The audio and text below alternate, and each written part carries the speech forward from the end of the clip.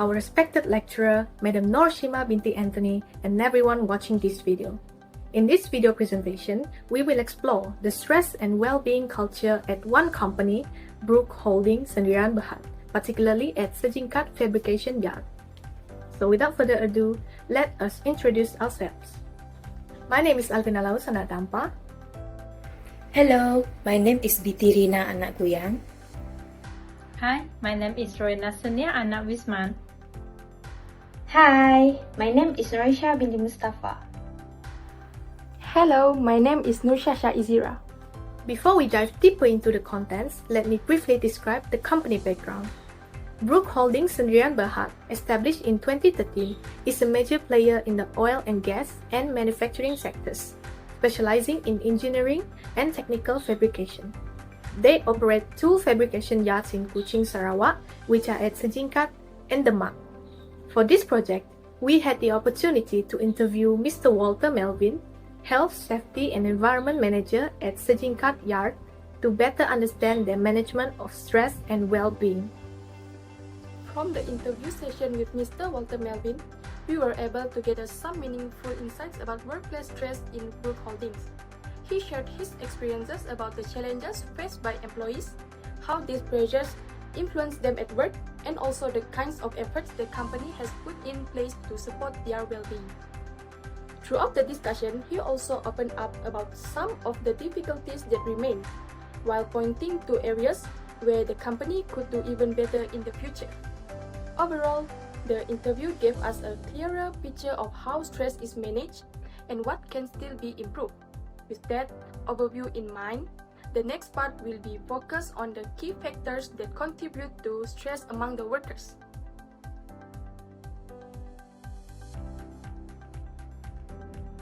For this part, I will explain the main causes of stress experienced by employees at Brook Holdings.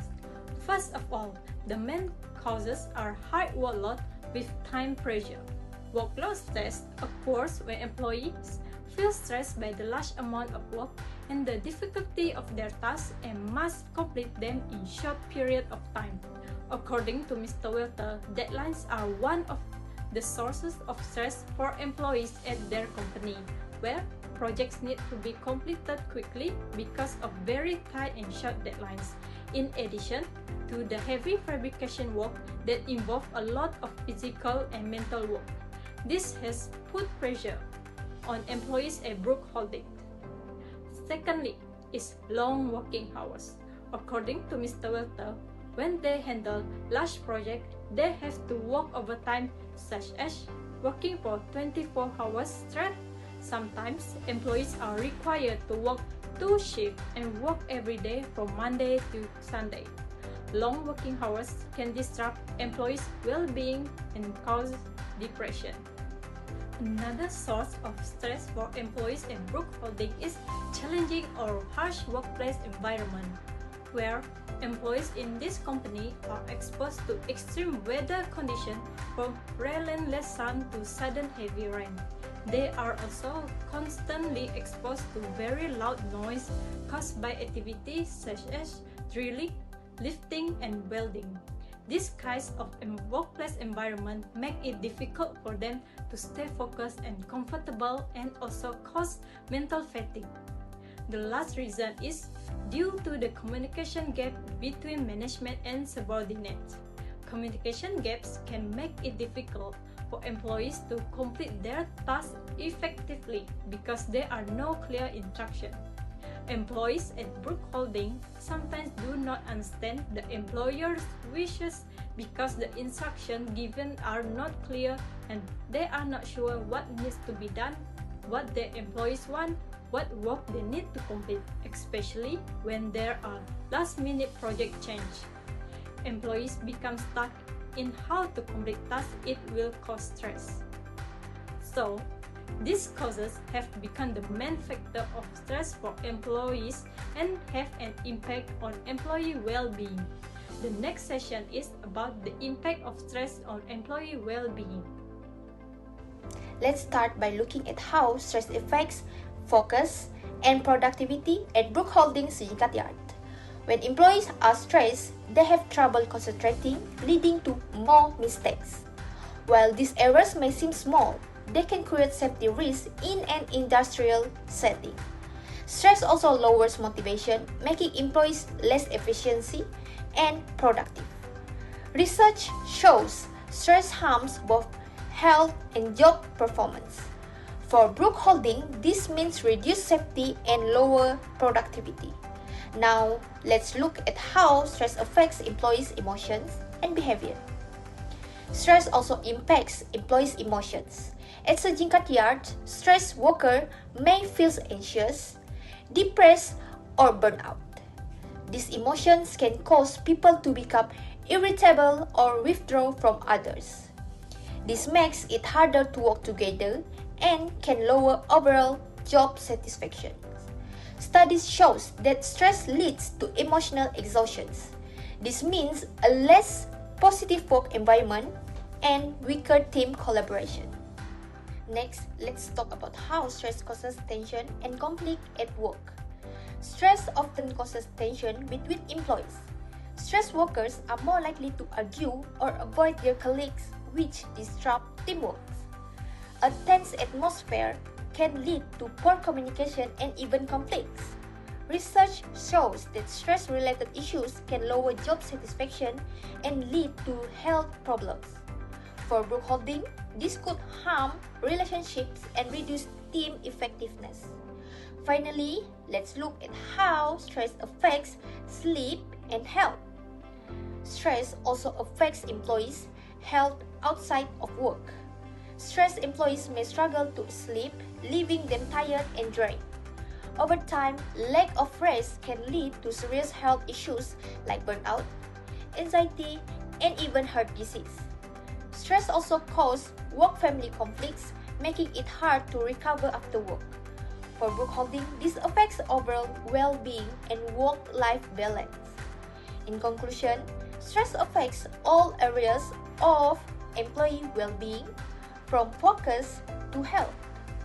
By addressing stress, Brook Holding can improve productivity and create a healthier and happier workplace. In this part, we will look at how the company is currently addressing these issues and how effective they are.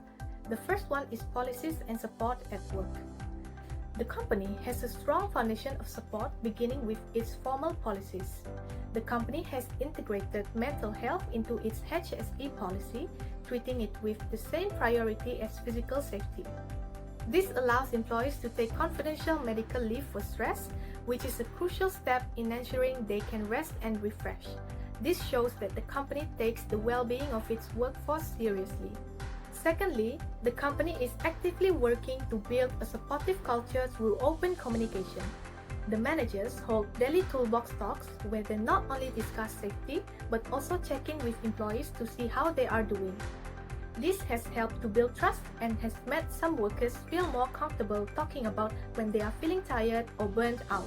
These informal interactions are a vital part of their strategy to foster a more open environment, especially among older workers. The next point is about promoting work-life balance and team bonding. This is shown through flexible schedules, such as approving urgent family leave, allowing shift swaps, and giving extra days off after long projects. The company also organizes informal activities like picnics and group dinners, which help workers feel valued and build stronger bonds. These efforts clearly show the company cares about employees' lives outside of work. However, Mr. Walter also admits that long hours, night shift, and tough project deadlines still make it hard to fully balance work and family, meaning stress can't always be avoided. Moving on to the next point, which is external referrals and awareness programs. Brook Holding does not have a formal employee assistance program. Instead, they use posters, briefings, workshops, and occasional external trainers. Supervisors can also refer employees to counseling when needed. While this approach is not very structured, it still gives workers a way to seek support. Mr. Walters suggested improvements like professional counseling services and an anonymous feedback system to make help more reliable and accessible. The last point is about supervisors training and early intervention. Mr. Walter explained that supervisors are trained to recognize stress among workers since they are the closest link to employees. This use toolbox talks not just for safety, but also to casually check on everyone's well-being. When signs like mood changes or small mistakes appear, supervisors will follow up in one-on-one session. This shows the training is effective in helping identify stress early. With that, we can see the different ways Brook Holding manages stress in the workplace. While these strategies have made some progress, there are still areas that can be improved. So we will now move on to the proposed solution and recommendations. Alright, now I will explain the proposed solution and recommendations. To enhance its current strategies and address the remaining challenges and create a positive and healthy workplace, Brook Holding should consider implementing the following recommendations. The first recommendation is to use a Wellness Action Plans or WAP. This is a proactive tool for managers and employees to work together to identify and address factors that affect mental health. It helps the company move from a reactive crisis management approach to a preventative one. For example, a WAP can help identify risks like too much work or a difficult relationship with coworkers. The solution can be simple and low cost, like flexible working schedules or more frequent check-in. This directly improves mental health, leading to more productions and job satisfactions. Next, the company should create an Employee Assistance Program or EAP. This is a confidential program that provides a range of free services to employees. An EAP gives employees direct access to help when they need it most, preventing problems from becoming a serious crisis, and it can help both work and personal issues, such as financial, relationship, or legal problems. By offering this support, the company shows that they care about the employees' overall health, which will result in more engaged and productive team. The third recommendation is to establish a right to disconnect policy. In today's always-on culture, technology has blurred the line between work and personal life, causing constant stress and burnout. This policy will create a clear boundary, allowing employees to truly recharge without feeling guilty or anxious about missing work messages. It will improve work-life balance and help reduce stress-related risks. Hence, giving employees this time off can also boost their productivity and performance. Finally, the company needs to promote both psychological and physical safety. Psychological safety means creating an environment where employees feel safe to share mistakes and ask for help. It is crucial for morale, creativity, and innovation. Additionally, the company must adopt a zero-tolerance policy for bullying and harassment, as it is a legal obligation.